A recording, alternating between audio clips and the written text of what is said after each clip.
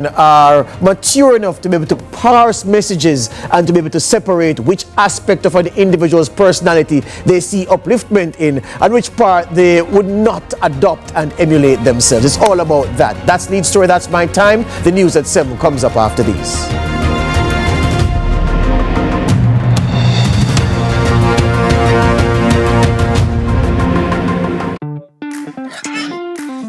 Hey you know all the people in your business. You should take advantage of CVM TV's unbeatable small business advertising package. Trust me. And get your goods and services in front of your customers today. For $150,000, you get a high-quality professional commercial. Plus 20 prime-time commercial spots. That's massive exposure at a fraction of the cost. Including on the #1 morning show in Jamaica, Sunrise. So don't wait. Call us on 658-208-5377 and see your business goals happen right here on CVM Television.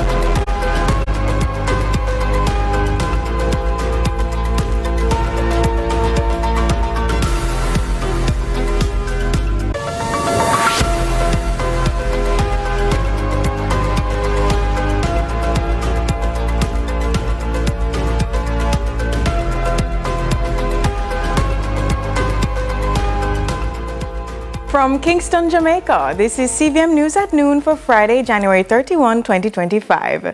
I'm Courtney Lewis. Thank you for joining us. Senator Abka Fitz-Henley says both the church and popular entertainers have a role to play in establishing positive values for the youth. It's why he believes a middle ground can be found in welcoming entertainers in schools. His comments come after much social discourse about the recent cancellation of a school tour by popular dancehall entertainer Spice after the entertainer was deemed the wrong messenger.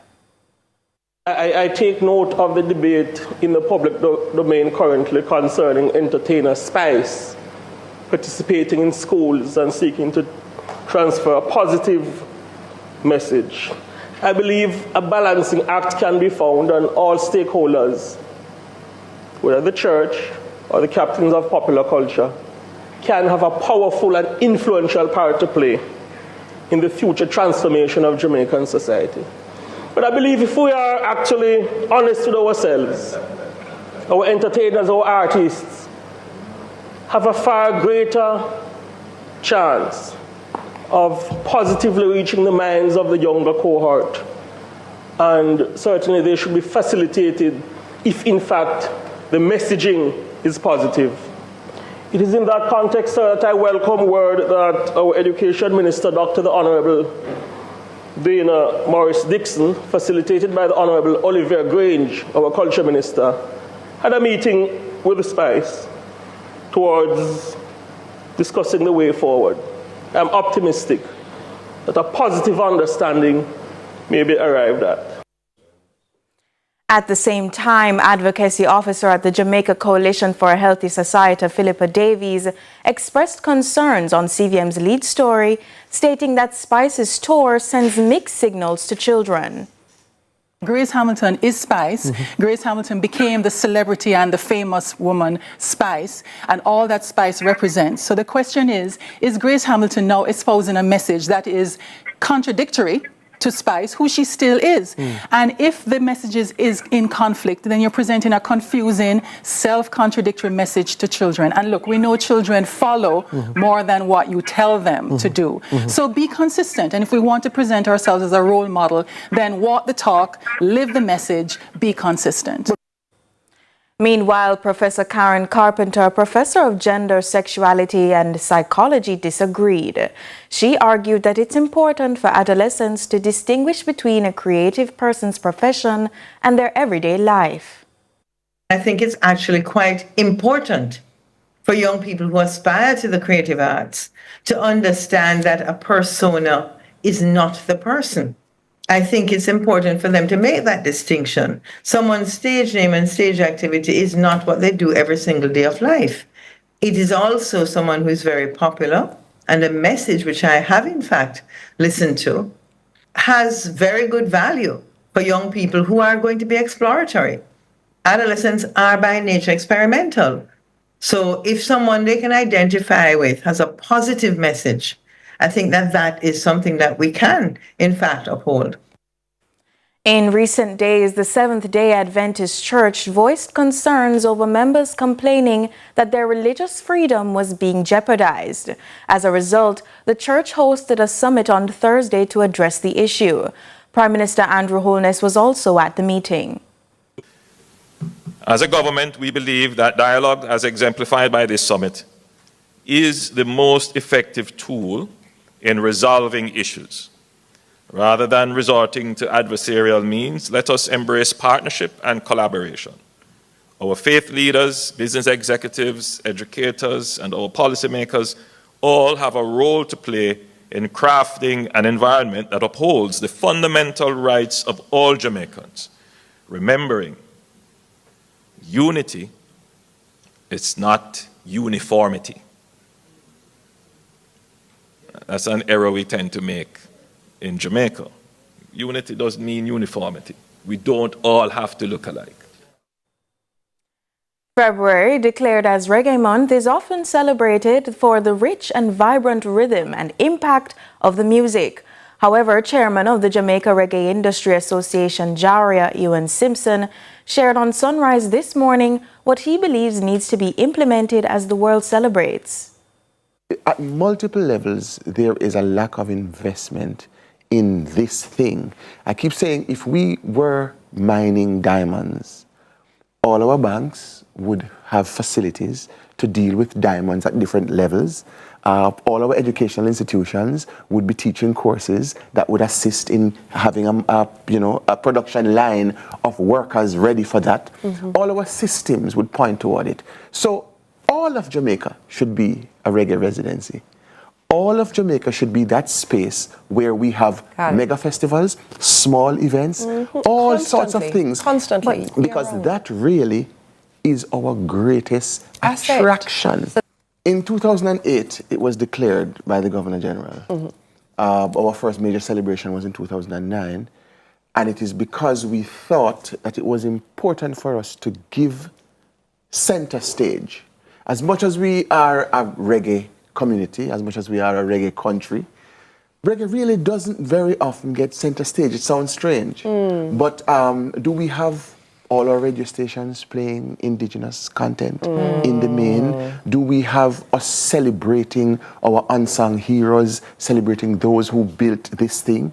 At the end of the day, Jamaica is more recognized globally for its culture than its accommodation. That's the most politically correct way I can put it. And if we do not place our popular culture, which is really our reggae culture, center stage, then we are not giving it enough of an opportunity to be preserved, to be respected, and to be propagated across the world. With a looming general election, environmental advocates have called on the government to fulfill a section of its proposed manifesto. The calls are geared towards the maintenance of Jamaica's beaches and giving public access to same. Trisha Gay Kelly has this story. At least one advocate is crying out for the Orchard Beach in Hopewell, Hanover to be acknowledged by the government since the public space has been inaccessible to civilians for years. Vernal Campbell, former president of the Hopewell Citizens Association, says the area, which was an entertainment and recreational spot, is now dilapidated. There was a development for this beach way back as 2004 when we hosted a public meeting at the Bethel Methodist Church Hall. There's a document embodied that this beach is supposed to develop. This is now 2025. We are yet to see it. So we are asking the authorities going forward, we want a tangible plan and a meaningful dialogue with the citizens of the community. He's calling on the government to step in and revamp the space. 4 years ago, the TDF representative authorities come and have a public meeting in preparing for the beach. We haven't heard any response since then. So I'm going to call upon the powers be to see how effective and meaningful we can get this beach remedied, because this is the only public beach situated in the community. Since there's no longer any activity on the beach, the white sands are now covered in rubbish and sargassum. This is also a widespread concern, according to founding member of the Jamaica Beach Birthright Environmental Movement, JABEM, Dr. Devon Taylor. Both the National Solid Waste Management and the National Works Agency need to erect the necessary bins on beaches, and they also need to do the effective job of cleaning the space, because under law it is their responsibility to do so. And so it's a failure of the government to actually put the necessary infrastructure in on these beaches. He says such acts subsequently displace fisherfolk from their livelihoods, as seen in many instances across the island. The environmental advocate says the government has mentioned tabling a bill to resolve the lack of citizens' access to beaches issue, but there has been no progress. We have yet to see that bill tabled. We've seen both in the recent local government election, both in the manifesto of the GLP and that of the PMP as well, that they're going to do something about it. They can do something about it right now, okay? They could table a bill and they could make sure Jamaicans have fundamental rights, but they're not doing so. Dr. Taylor is calling on Jamaicans to help the agency advocate for their rights. Trisha Gay Kelly, CVM News. CVM News at Noon returns in just a moment.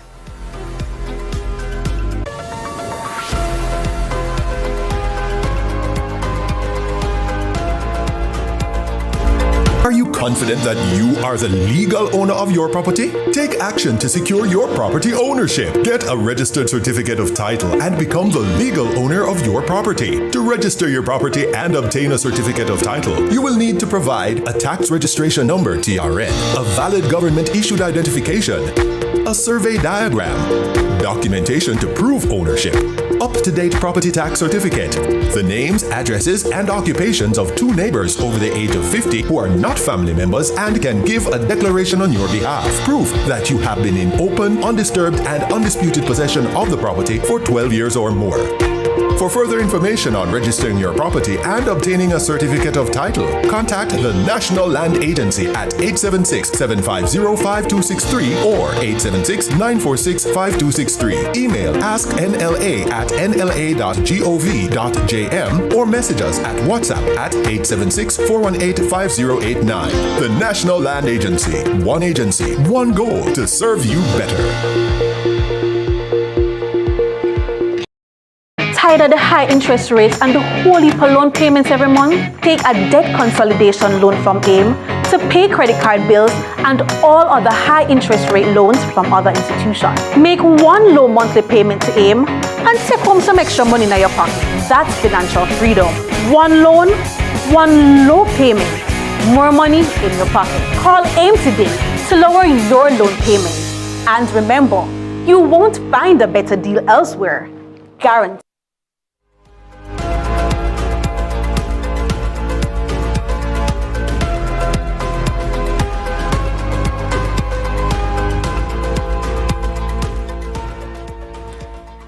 A political standoff is brewing over Jamaica's path to full independence.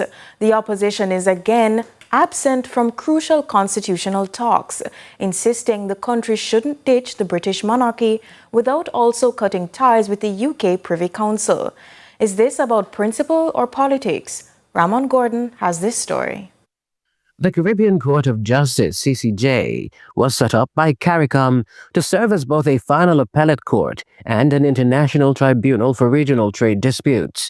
However, as of 2024, only 4 CARICOM countries have adopted the CCJ as their highest court, while others still rely on the UK-based Privy Council. Jamaica is one of them, fueling political tensions locally and now threatening to stall talks on transitioning to a republic. I'm not really surprised by what has unfolded, even though I was hoping to see something better. The impression that the opposition does not know the approach of the government is really not true when we're so near to an election, we want to demonstrate to the people that we have what it takes to be entrusted with the reins of leadership. The PNP for a second time Wednesday sat out of a crucial meeting going over a bill to change the Constitution. The absences drew strong criticism from committee members, with one questioning whether the PNP caucus was flouting parliamentary procedure. I believe that there is great confusion out there. I don't know if it is being created deliberately or otherwise, but should there be a report that goes back to the lower house and to the Senate in respect to the position that has been taken, are the persons prepared to honor what they committed to at the time when the motion was done? What is to happen? PNP President Mark Golding says the opposition's absence is not a boycott, but a pause, insisting Jamaica should not remove the British monarch without also cutting ties with the UK's court. It's a fundamentally inaccessible court. You need a visa to go to the UK as a Jamaican, and it costs millions and millions of dollars to take an appeal there, which is out of reach of most Jamaicans. The vast majority of Jamaicans cannot take an appeal to the Privy Council. A senior Jamaican jurist at the CCJ has asserted that Jamaica has a legal obligation to adopt the regional court. However, others aren't confident the court's up to the challenge. With a referendum needed to finalize the transition, the stakes are high. But after 2 consecutive no-shows, is this really about constitutional reform or just a political maneuver ahead of an election? It's a quarrel about something else. It's a quarrel about who is leading, the approach being taken. But who leads a government is decided after an election. Ramon Gordon for CVM News. The Ministry of Agriculture has set the stage for farmers' voices to be heard all over the island as they toured the various parishes. Their first stop was in St. Catherine, where the popular Heartlands farmers are situated, and these farmers did not hesitate to list their challenges. Trisha Gay Kelly has this story. Over the years, the Heartlands farmers in St. Catherine have stood their ground, calling for intervention relating to leased lands and proper communication from those in authority. And it seems their appeals have gained the attention of the Agriculture Ministry, which recently hosted a seminar to connect farmers to the necessary authorities. Portfolio Minister Floyd Green says the meeting highlighted key concerns for their main stakeholders, the farmers. I don't think that there has been misunderstandings. I think there have been challenges sometimes with communication, and that is something that we continue to strengthen through the SCJ. The SCJ is the primary entity that engages with the farmers. As you would have seen, a number of farmers, 15 farmers, have already signed their lease agreement. So that means that those farmers would have felt comfortable that they would have gotten the information, but there are still an additional set of farmers that have not yet, and there are some challenges. The farmers have been calling on the Sugar Company of Jamaica, SCJ, to grant them improved access to the lands owned by the entity. Operations Director Dominique McKnight says the SCJ maintains its commitment to the farmers. The SCJ has spent considerable time and resources, right, in ensuring that we provide for the farmers, right, the very basic infrastructure that we can provide reasonably, right, to enable them to at least start their farming ventures. Another challenge highlighted is the inadequate access to representatives. The latest statistics display a shocking discovery. In large parishes, one extension officer could be assigned up to 5,000 farmers. But the Rural Agricultural Development Authority, RADA, says it's working to improve service. And speaking of improvement, the minister says the agriculture sector will benefit from added financial resources this year. We've allocated another $100 million that will be spent in the upcoming financial year to, one, finish with some of the drainage issues, one, treat with some more of the road issues, land preparation issues, but also try to address some of the irrigation challenges that the farmers are having. A number of the farmers spoke about the lack of access to water. We're going to be working with the SCJ, with the National Irrigation Commission, to see if we can solve some of these problems in the upcoming financial year. Trisha Gay Kelly, CVM News. Jamaicans may soon see a major change in the foods they consume as the government moves forward with long-awaited nutrition policies. Health Minister Dr. Christopher Tufton gave the latest updates on the island's health policies at a Heart Health media launch recently. Jamaicans could soon see trans fat completely eliminated from their food. Health Minister Dr. Christopher Tufton, speaking at the Heart Month 2025 media launch at the Heart Foundation of Jamaica on Tuesday, confirmed that the long overdue policy has already been approved. This is now a combined effort between health and industry investment and commerce. That one is working its way between both ministries to become a cabinet submission for consideration, but we have agreed on a framework that over time will phase out trans fats out of our food systems. That is long overdue, to be totally frank, because cardiovascular disease, affairs of the heart, have been impacted very negatively by trans fats in our food system.